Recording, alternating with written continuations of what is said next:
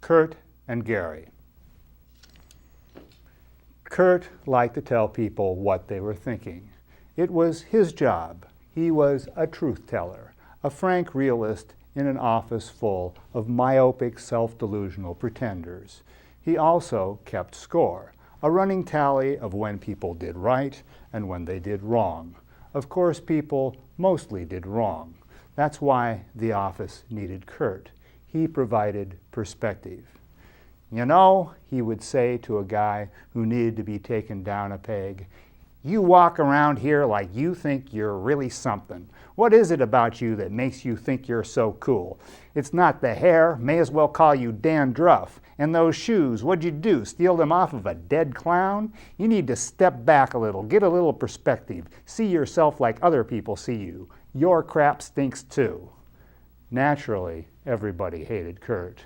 Nobody likes to be told what he thinks, especially by a person who also keeps score.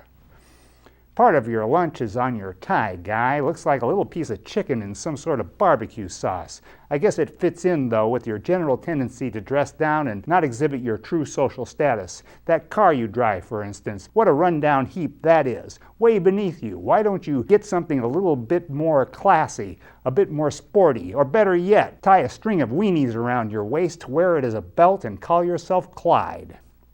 People wanted to punch Kurt in the face, knock his lights out. Behind his back, they called him a prick, an a-hole, but he was management, and they didn't dare tell him what they thought of him to his face.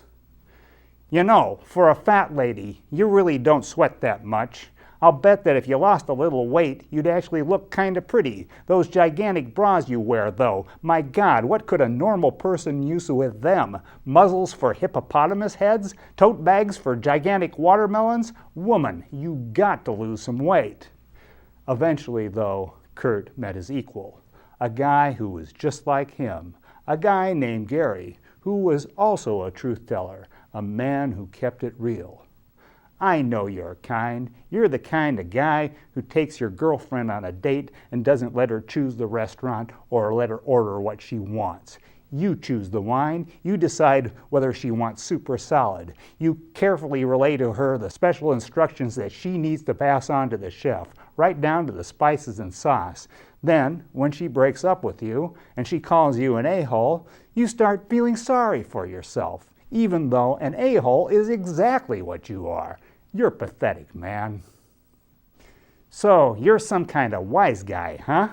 You're one of those guys who goes to the grocery store checkout counter and tells the young lady who is packing the groceries exactly how to do it, where to put the crackers, how to protect your expensive booze bottles. You could leave well enough alone. She could do a fine job without your interference. But no, you can't help yourself. You're that big of an insufferable know-it-all.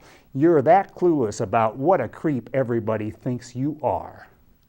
Kurt and Gary could go on like this for hours, each of them happy to be more insufferably arrogant than the other, each of them calmly and rationally explaining to the other exactly who the other person was, what he was thinking, and how his thinking was wrong. They never got mad at each other. That was not their way. And they each knew more about the other than anybody in his right mind would ever care to know about either of them.